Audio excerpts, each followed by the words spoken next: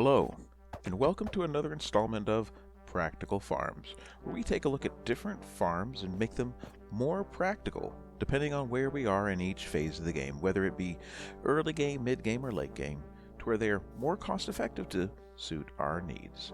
Today, we'll be taking a look at iron farms, specifically a super simple, effective way to get iron. So simple, as a matter of fact, you could do this on day one of a new survival world. All you need is access to villagers, some water, some lava, and that's it. Then you have access to infinite iron. This is really helpful if you don't like going mining and you just prefer to have as much iron available when you need it.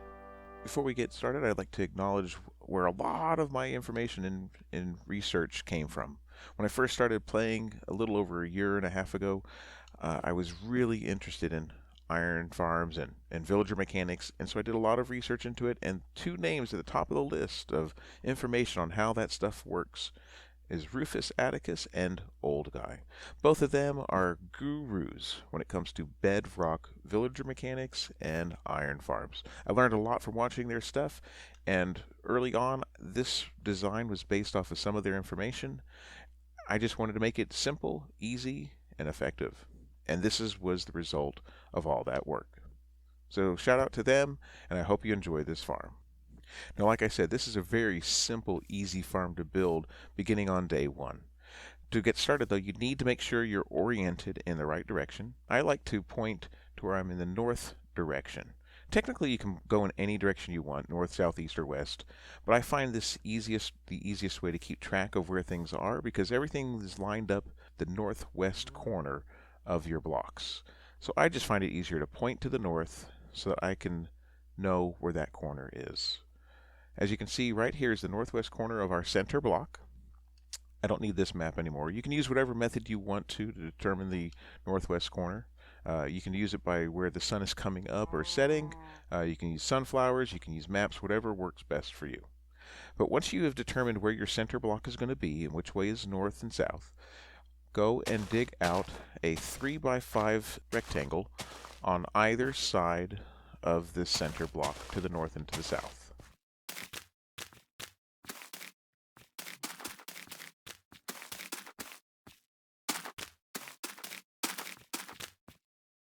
Once you've done that, you also need to come and go out 10 blocks down the center to the east and to the west. So that's 1, 2, 3, 4, 5, 6, 7, 8, 9, 10. And then place a block on the end to be the beginning of a wall that's going to contain our farm. Then come on the other side and do the same thing. 1, 2, 3, 4, 5, 6, 7, 8, 9, 10. What we're going to do next is make sure that this center line, which is going to end up being our water channel to help collect all the iron and push it down to a central collection area, stair steps down at the right intervals. Now, water will flow 8 blocks before it runs out. So what we want to do is go 7 blocks and then dig down 1, so it will continue a cascading effect to the end. So 1, 2, 3, 4, 5, 6, 7, 8. Dig out the 8th block and then continue 7 more blocks. 1, 2, 3, 4, 5, 6, 7. Here's the 8th block, so dig down 1 more and then do the same here on the end. Now this one you'll run out before you get to the end, and that's fine. I'm going to go ahead and dig through so we have a way out. Kind of a stair-stepping access point to our output. As a point of demonstrating that this works, we're going to go ahead and just temporarily place some water here, and you'll see that it reaches all the way to the end. And there we go. I'm going to remove the water for now just to make it a little easier to work with as we're building, because that's probably one of your more later steps to go. Now, in this 3x5 on either side, this is where we're going to have our beds. So let's go ahead and lower this down 1 more level on both sides.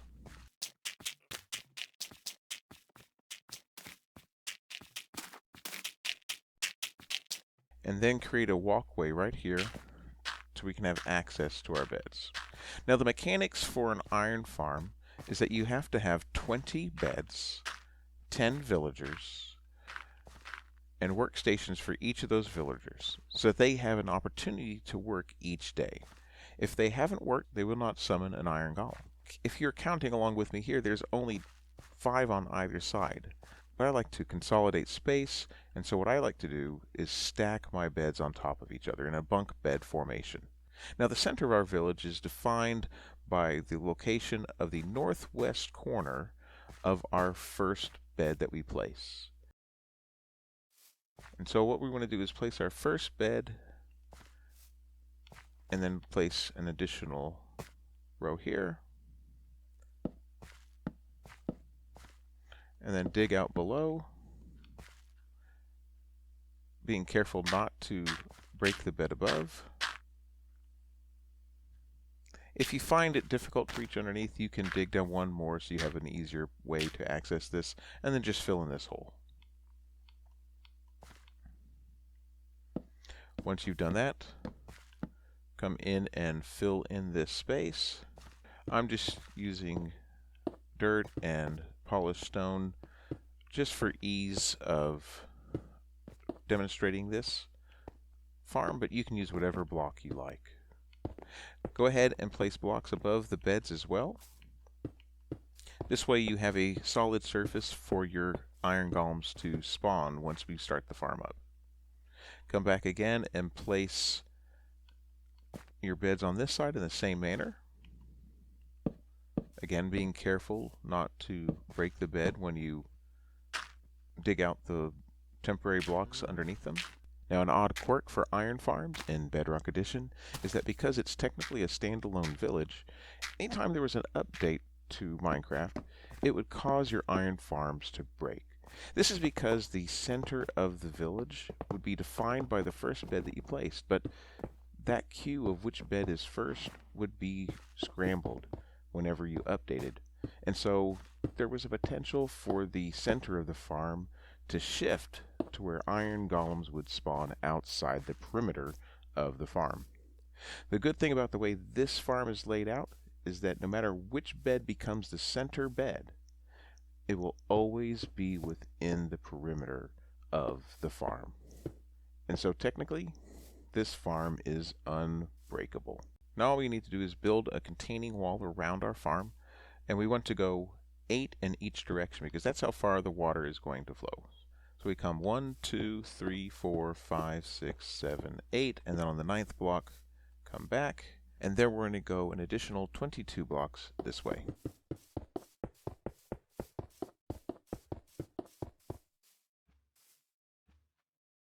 And then connect to here,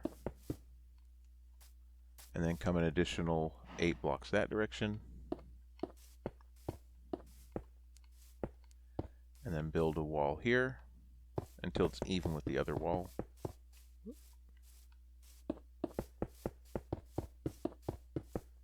And connect up the corners. Now I recommend making this wall too high on all sides, just to make sure you don't get unwanted mobs wandering in like we have here.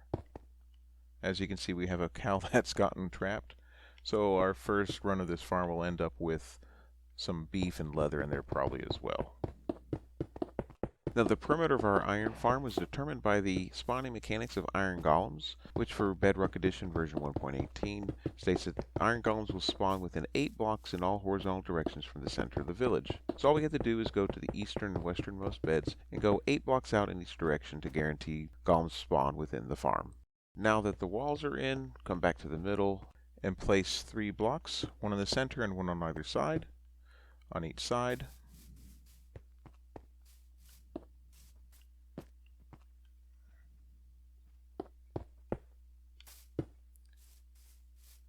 And our basic structure is done. Now if you don't like having grass for the surface, you can replace all this with stone or cobblestone, wood, whatever you want to do, that's perfectly fine. We're going to be covering this with water. Like I said, this is meant to be super early game and super easy to build, so if you just want to leave the dirt, that's perfectly fine, or you can change it to whatever material you like. The next step is to come in and we're going to put in our lava and create a lava blade. And to do that, all we need to do is take some signs and place the first one in the middle here, one block above the ground. And just place blocks. You don't need to put anything in the text. You can if you want to, but it's not really necessary. And just keep placing them until you go all the way to the other end of the farm.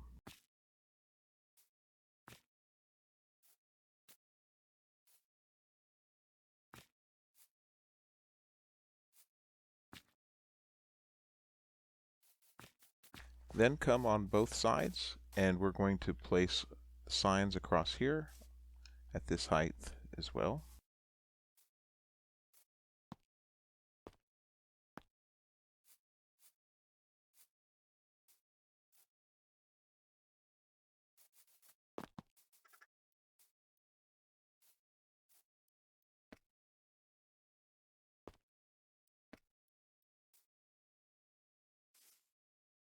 It is important to make sure that you don't have the first sign break, because if you do, all of the other signs will fall.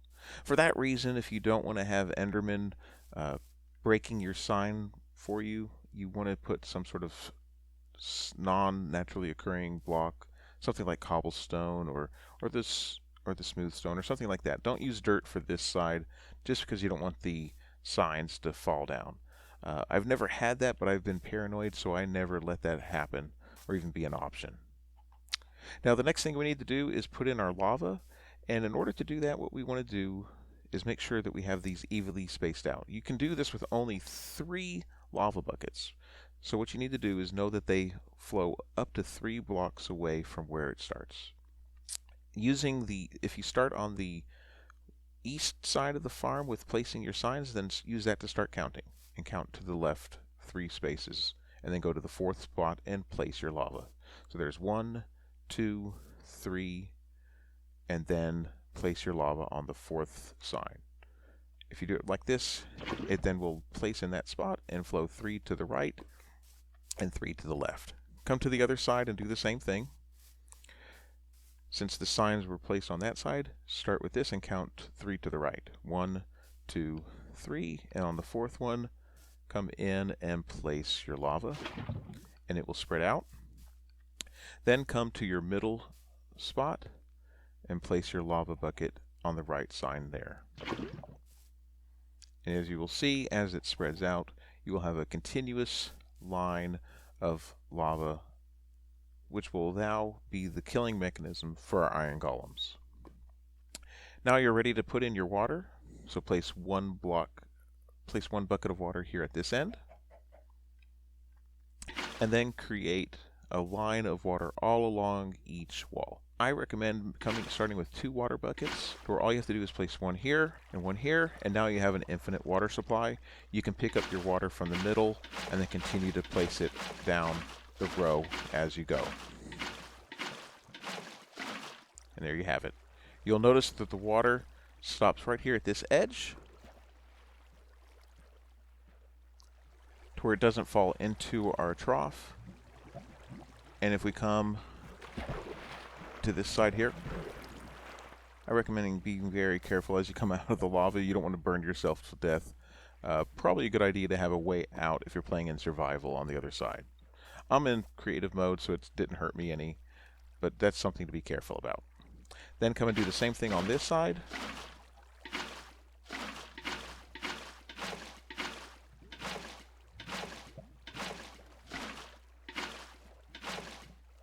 And there we have it. Now we just need to get our villagers, and our iron farm will be ready. Now, how you collect your villagers is up to you. I'm going to be using spawn eggs just to keep it simple. But if you were to find a village in your survival world, you could just very easily take all of the beds out of that village, bring a few of them over to this area, build a little breeding area, and once you have 10 villagers, you're ready to go. So what I'm going to do is create little compartments for our villagers right here. And I think I'm going to go ahead and add an extra row of blocks across the top just to kind of be a roof, so I can put a roof over them. You don't have to use solid blocks. You could use trap doors so that you can place, instead of placing 10 villagers, you could place 20. And then this way you could have a full trading hall of every single possible villager and trade that you could possibly want. But for demonstration purposes and for the easiest version of this farm, we're just going to start with 10 villagers.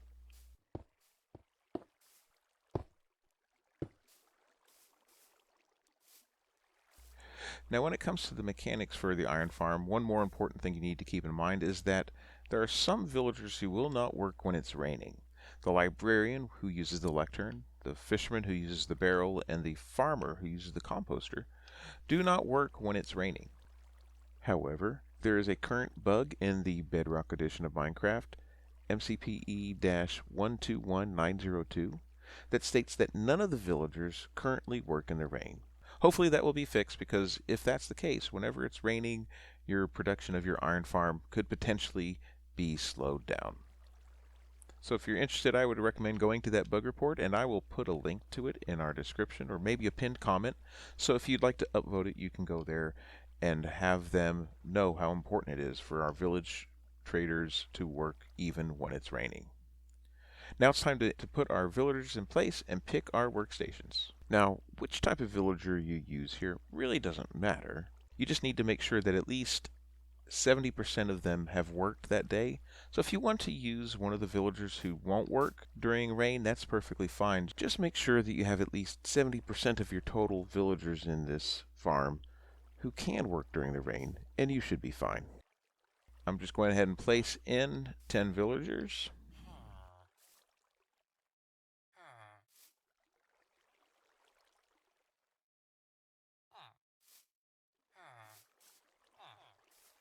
Now you'll notice that we had a few nitwits.